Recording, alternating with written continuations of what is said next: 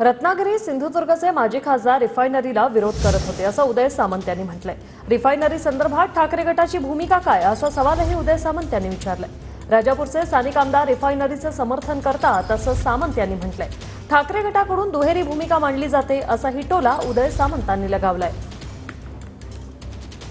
बाबतली उबाठाची भूमिका काय तर रत्नागिरी सिंधुदुर्गाचे माजी खासदार जे आहेत ते रिफायनरीला विरोध करत होते आणि राजापूरचे स्थानिक आमदार जे आहेत ते रिफायनरीचं समर्थन करत होते।